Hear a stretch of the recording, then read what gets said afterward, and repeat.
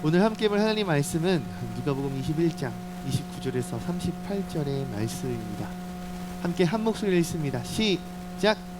이에 비유로 이르시되 무화과 나무와 모든 나무를 보라.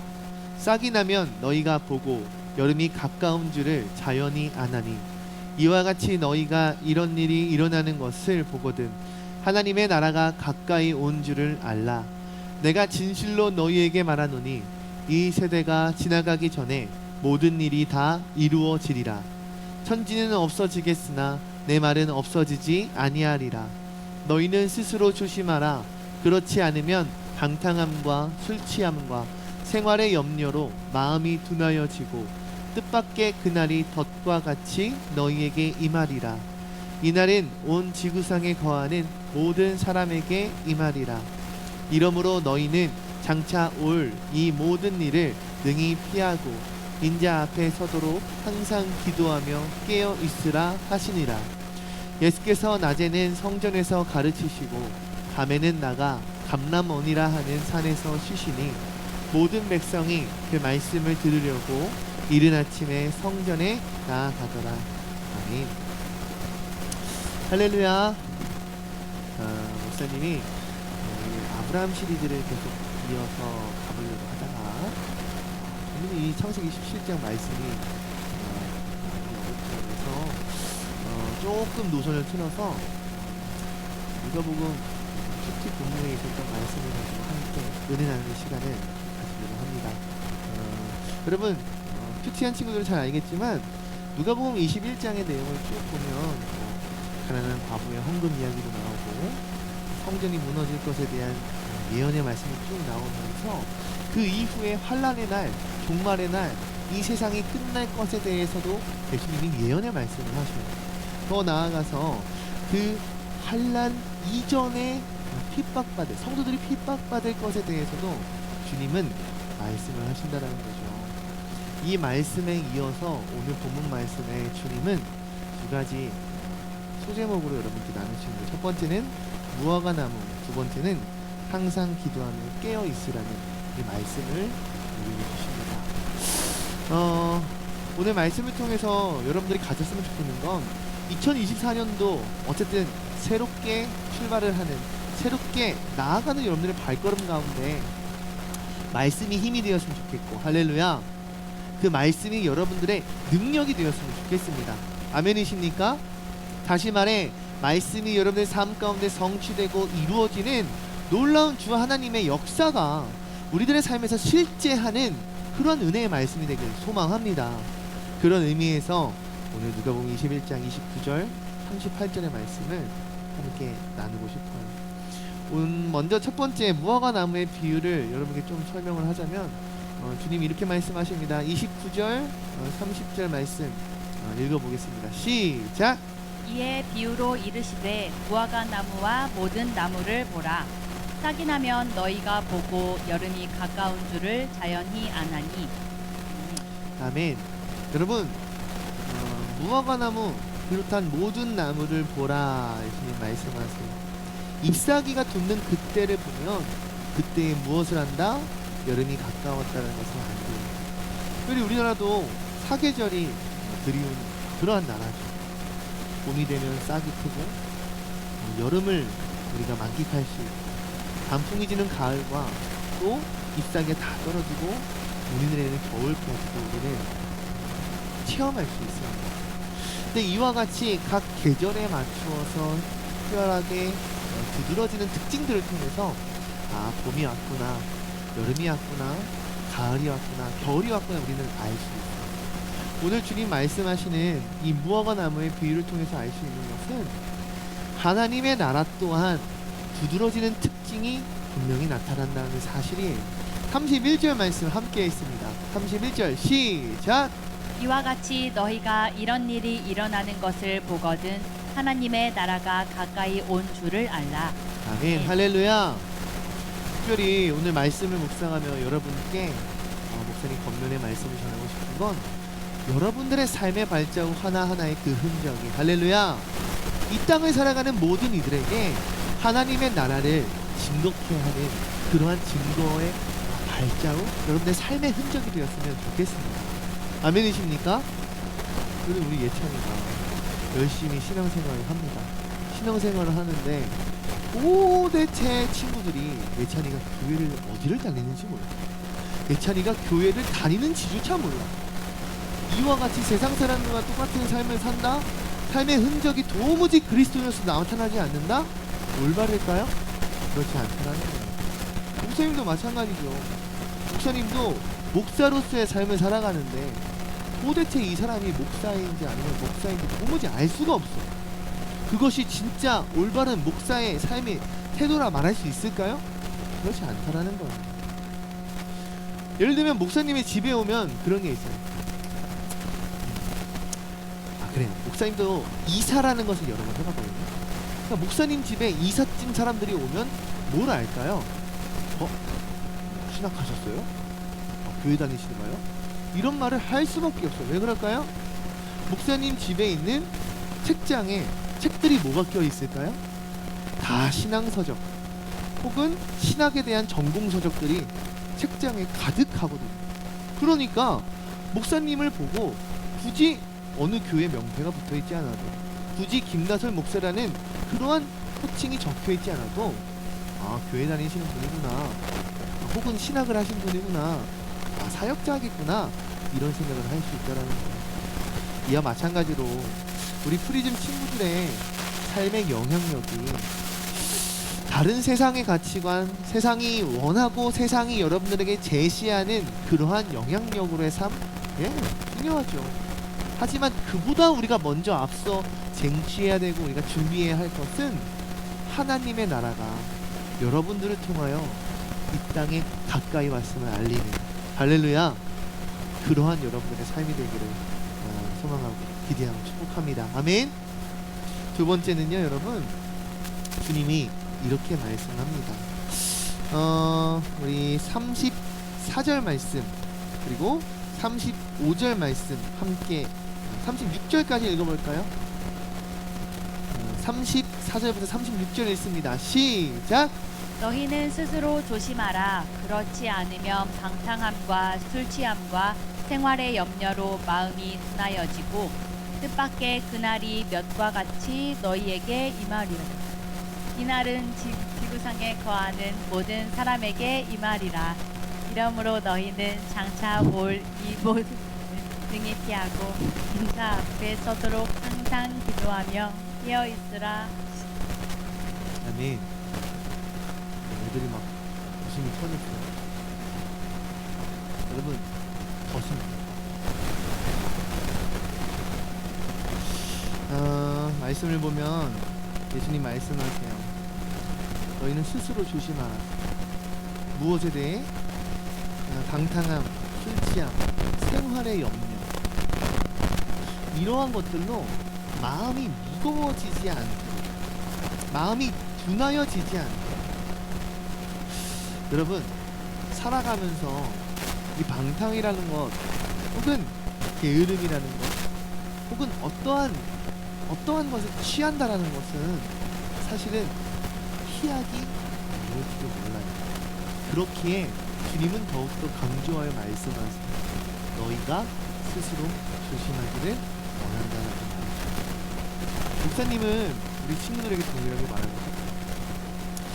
공부에 취했다. 난 공부에 완전 빠져있다. 우리 중학교 1학년 올라가는 친구들 목표가 있지 않습니까?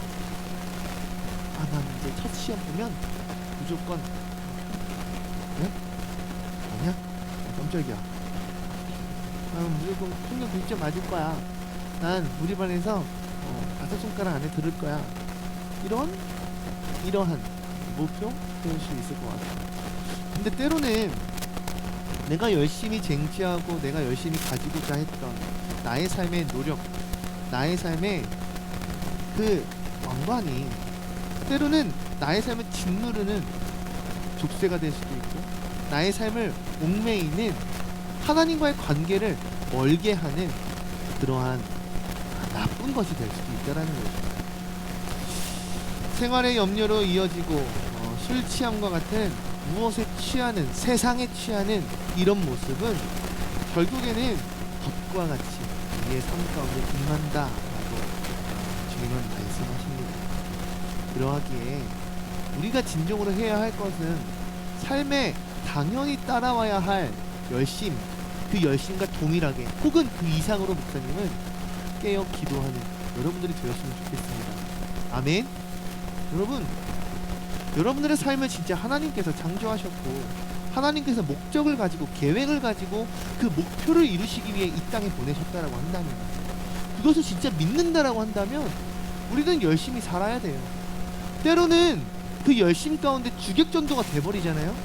하나님의 계획, 하나님의 목표, 하나님의 원하시고 바라시는 그 뜻은 어느 순간 내 삶의 최하위로 밀려날 때가 있다라니까요. 지금 당장 내 앞에 있는 성적이 중요할 때가 있고, 지금 당장 내가 성적이 오르고 낮아지고 떨어지고 하는 그것에 매여버린, 자 박수 3번 시작, 한 번 더 시작, 그러한 삶이 되어버리면 하나님이 여러분들을 창조하신 그 목적과 너무나도 다른 방향으로 가지 않을까요? 여러분, 돈에 매인 사람은 어떻게 될까요? 돈에 매인 사람은 그저 일밖에는 할 수 없어요.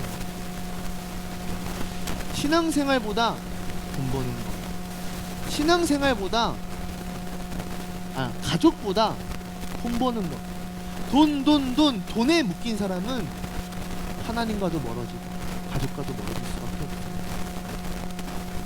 뭐가 있을까? 게임에 묶인 삶은 어때요? 재밌지. 재밌게 살다가 지옥 가는 거죠. 그건 좀 무슨 말이냐면, 재밌지. 술 취함과 같이. 그렇죠. 목사님도 술 먹어봤어요. 술자리 가면 재밌죠. 술 먹고 담배 피고 맨날 그렇게 살다 보면 어떻게 될까요? 어느 순간 위암에 걸리고 간암에 걸리고 혈압에 걸리게 되는 거예요. 어느 순간 내가 죽음을 향해 가고 있음을 알지 못한다는 거예요. 게임에 취해서 사람과의 관계가 끊어지는 사람이 너무나도 많아요. 게임에 취해서 하나님과의 관계가 끊어지는 사람이 너무나도 많겠죠.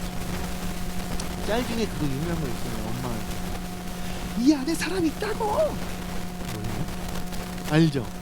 엄마가 인터넷 옛날 거의 한 10년 전 다큐 방송인데 엄마가 인터넷으로 뽑아버렸어요. 그랬더니 이 안에 사람이 있다고! 오늘이요? 오시는구나.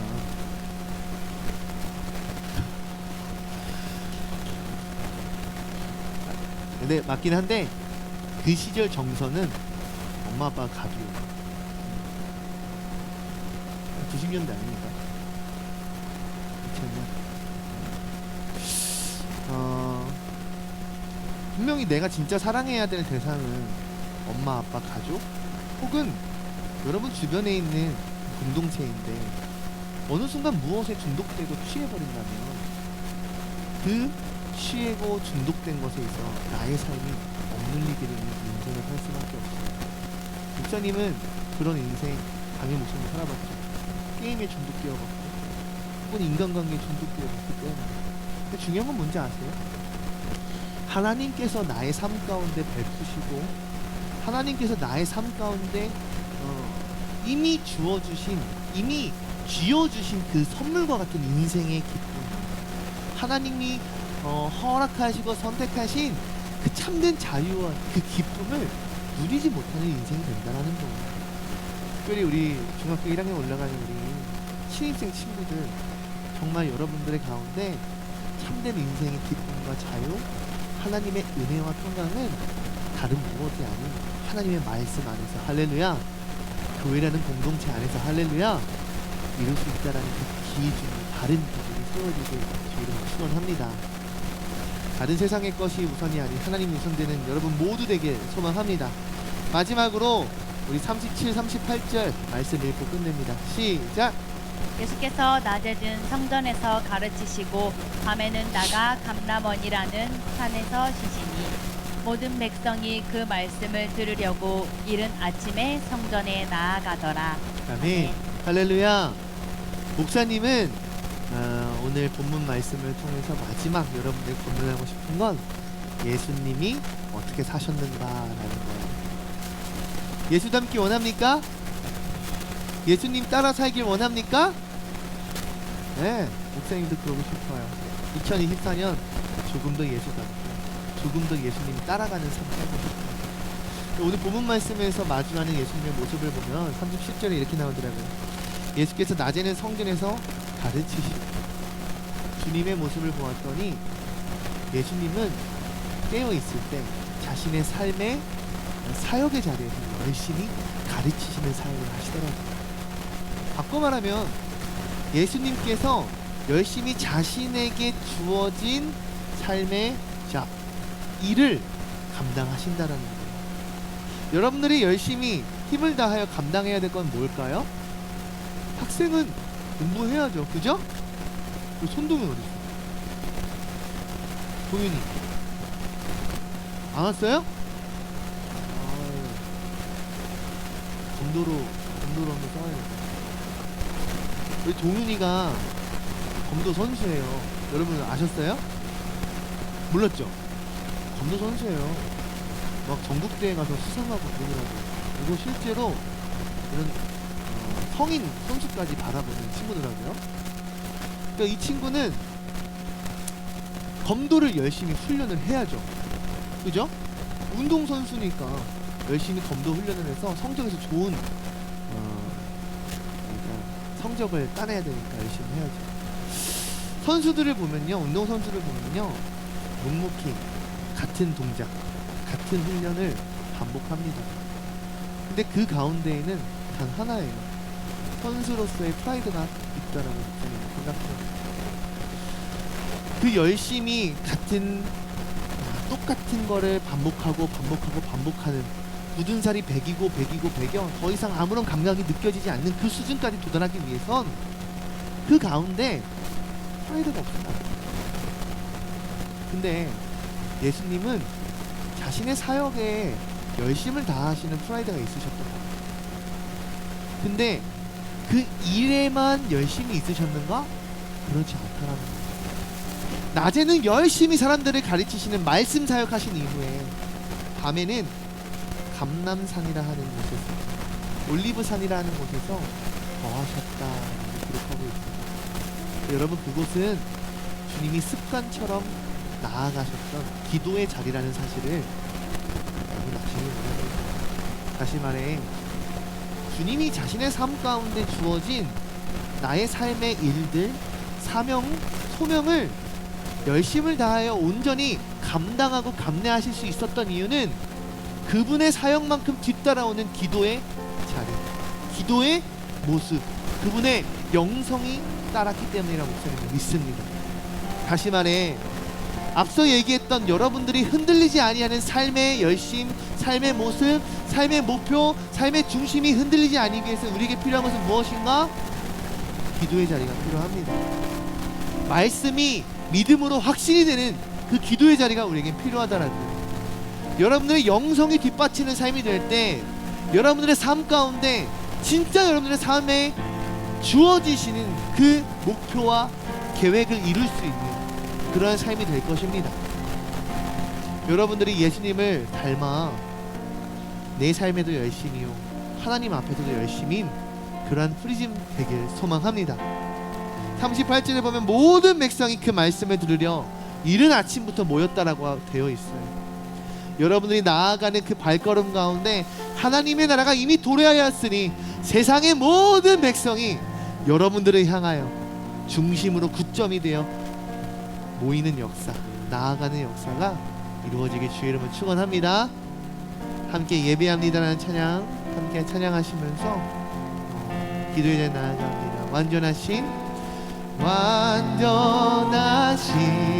나의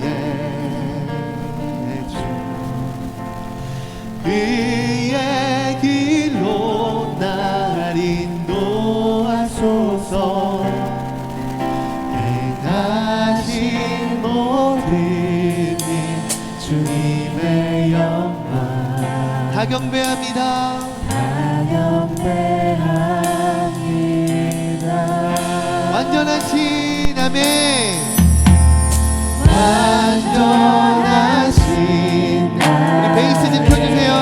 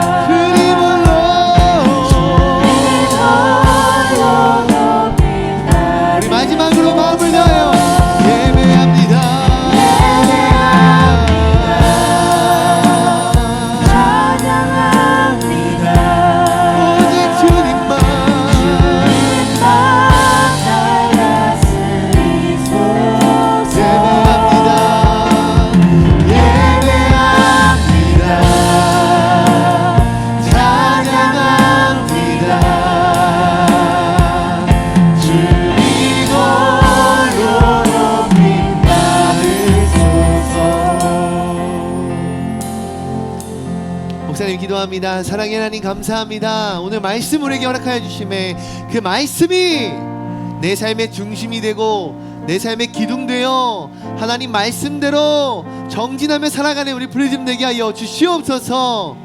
하나님 오늘 선포되어진 말씀과 같이 예수 닮는 우리들 되길 소망합니다. 기도하며 깨어있는 우리들 되길 소망합니다. 영성이 뒷받침되는 우리들의 삶 되길 원합니다. 세상의 영광 이전에 하나님 주어주시는 그 영광의 면류관이 먼저 있는 우리들 되길 소망합니다. 그 가운데 주님의 나라를 선포하고 주님의 나라를 표하며 주님의 나라를 증거해드리는 우리의 삶이 되길 소망합니다. 주여 역사하여 주시옵소서. 주여 인도하여 주시옵소서. 더욱더 말씀하여 주시옵소서. 2024년 주님 안에서 주님 앞에서 보람되어 지남으로써 성장하고 성숙되고 자라나는 역사가, 열매 맺는 역사가 수확되고 하나님께 기쁨이요 영광되는 우리 프리즘의 역사 이루어 주시옵소서. 이제는 우리 주 예수 그리스도의 은혜와 하나님의 무한하신 사랑과 성령님의 감화감동 교통하심이 주님 앞에 2024년 정말 주님 바라시고 주님 원하시고 기다리시는 모습을 갖기 원하고 따르길 원하고 행하길 원하는 모든 프리즘 예배자 머리 위에 영원토록 역사하시길 축원하옵나이다. 아멘. 우리 하나님께 영광의 박수 올립니다. 아멘.